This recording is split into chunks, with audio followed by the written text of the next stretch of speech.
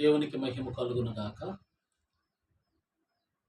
యేసుక్రీస్తు నామములో అందరికీ నా హృదయపూర్వక వందనాలు తెలియజేస్తూ ఉన్నాను. కొద్ది నిమిషాలు దేవుని యొక్క వాక్యము ధ్యానించుకుందాం. విక్టర్ పాల్ ఫౌండేషన్స్ అనే మా ఛానల్ని ఫాలో అవ్వండి, ఆధ్యాత్మిక మేలులు పొందండి. బైబిల్ గ్రంథం నుంచి కొరింథీయులకు రాసిన మొదటి పత్రిక 15వ అధ్యాయము 19వ వచనంలో చక్కనైనటువంటి మాటలు ఉన్నాయి. మన ఆధ్యాత్మిక జీవితానికి అవి ఎంతో ఉపయోగపడతాయి. నేను చదువుతున్నాను, తర్వాత దేవుని ఆత్మ ద్వారా మనం ధ్యానం చేసుకుందాం. ఈ జీవిత కాలము మట్టికే మనము క్రీస్తునందు నిరీక్షించు వారమైన ఎడల మనుష్యులందరికంటే దౌర్భాగ్యులమై ఉందుము. అపోస్తలుడైన పౌలు కొరింథీయులకు రాస్తూ సంఘాన్ని ఉద్దేశించి ఒక చక్కనైనటువంటి విషయాన్ని తెలియజేస్తూ ఉన్నారు. అదేంటంటే, కొరింథీ సంఘం కావచ్చు, ఈనాడు యేసు ప్రభువు దగ్గరికి వచ్చిన వాళ్ళు అనేక మంది కావచ్చు, ఏం చేస్తున్నారంటే ఈ జీవిత కాలం మట్టికే యేసు ప్రభునందు లేక క్రీస్తునందు నిరీక్షణ కలిగి ఉన్నారు. నాకు కూడా చాలా మంది ఫోన్లు చేస్తూ ఉంటారు, మెసేజ్లు పెడుతూ ఉంటారు. ఉద్యోగాల కోసం, గృహాల కోసం, ఆరోగ్యాల కోసం, అనేకమైన మేలులు, ఈ భూమి మీద కావలసిన అవసరతలన్నీ ప్రార్థన చేయండి పాస్టర్ గారని. నేను తప్పకుండా ప్రార్థన చేస్తాను. మరి ముఖ్యంగా ప్రభువుకి మనకి ఏటి కావాలో మనం అడగక ముందు ఆయనకి తెలుసునని దేవుని వాక్యంలో స్పష్టంగా రాయబడి ఉంది. అయితే ఈ జీవిత కాలం మట్టుకే మనం నిరీక్షించుంటే అది చాలా దౌర్భాగ్యము అని పౌలు నేర్పిస్తూ ఉన్నారు. అసలు క్రీస్తు మనం ఏ విధంగా ఉండడానికి భూలోకానికి వచ్చారంటే, మనల్ని రక్షించి మనకి పాప విమోచన కలుగు చేసి నరకము నుంచి తప్పించి ఆయనతో యుగయుగాలు తరతరాలు జీవించడం కొరకు ఈ భూమి మీదకు వచ్చి ఆయన ఎంతో ప్రేమతో ప్రాణాన్ని అర్పించి మనందరి కొరకు సిలువలో బలయ్యారు. దేవునికి మహిమ కలుగునుగా. అటువంటి గొప్ప దేవుణ్ణి మనం కలిగి ఉన్నాం. కాబట్టి క్రీస్తుని కలిగి ఉన్న మనము, క్రీస్తుని వెంబడిస్తున్న మనము, ఈ లోకములో ఉన్న మనకు కావలసినవన్నీ ప్రభు అనుగ్రహిస్తారు. మన అనాథులుగా విడవరు. ఆయన మనకి ఏటి కావాలో ఈ భూలోకములో మన పోషణకి, మనం ఉండడానికి, మనం ఏ విధంగా ఈ భూమి మీద బ్రతకాలో ప్రభు తప్పకుండా సమస్త జీవులకు ఆయన ఆహారం ఇస్తున్నాడు, మనకు కూడా ఇస్తారు.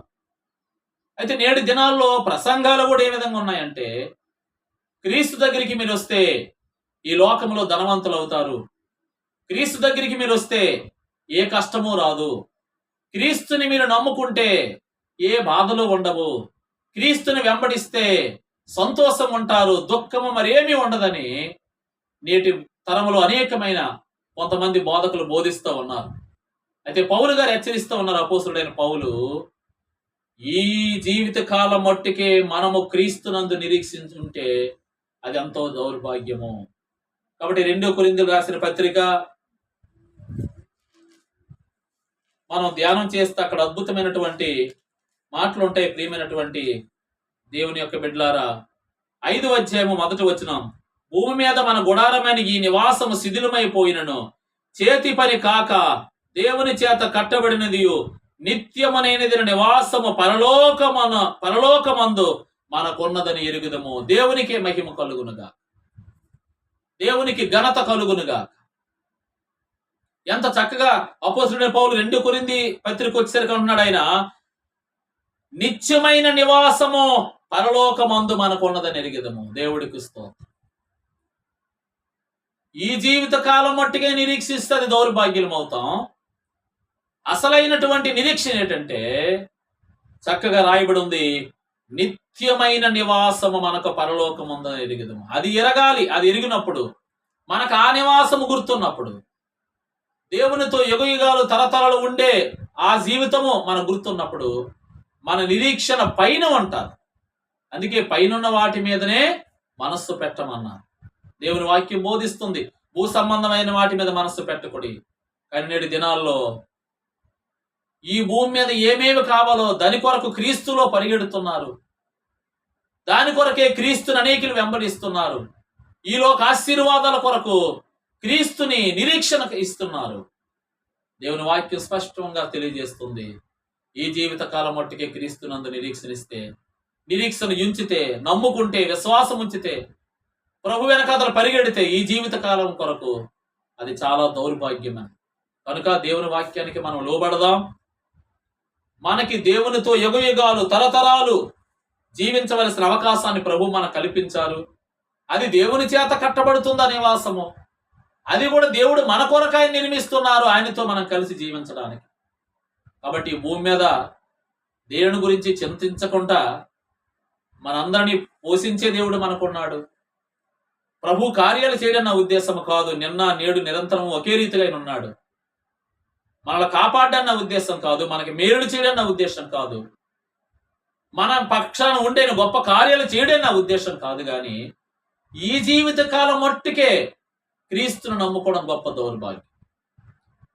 ఈ లోకమున ఆశీర్వాదాల కొరకే క్రీస్తునందు నిరీక్షించడం గొప్ప దౌర్భాగ్యం.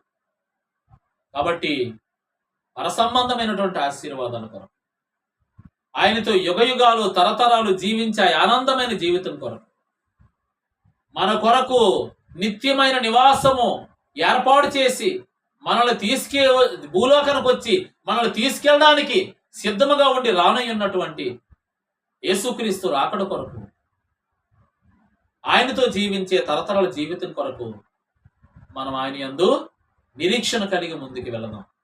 కనుక ఈ లోకమైన విషయాల్లో, ఈ జీవిత కాలం మట్టు కావలసిన విషయాల్లో మనము ఉండిపోకుండా, ఈ లోకము దాని ఆశలు గతించిన గుర్తెరిగి, ఈ భూలోకంలో మనం జీవించినంత కాలం ప్రభు కృప మనతో ఉంటుందని కూడా గుర్తెరిగి, దీనికంటే మించిన గొప్ప జీవితం ప్రభువుతో మనం జీవిస్తామని గుర్తెరిగి, ఈ భూలోకం కంటే గొప్ప ఆనందం, శాశ్వతము, నిరంతరము ఉండే జీవన విధానాన్ని ప్రభువుతో మనం కలిగి ఉంటామని గుర్తెరిగి, ఆ యొక్క పునాదుల గల పట్టణము, పరలోక పట్టణము, నిత్య నివాసములో ప్రభువుతో మనం ఉంటామని గొప్ప నిరీక్షణ గలవారు ముందుకు వెళదాం. అట్టి కృప దేవుడు మనందరికీ దయచేయునుగాక.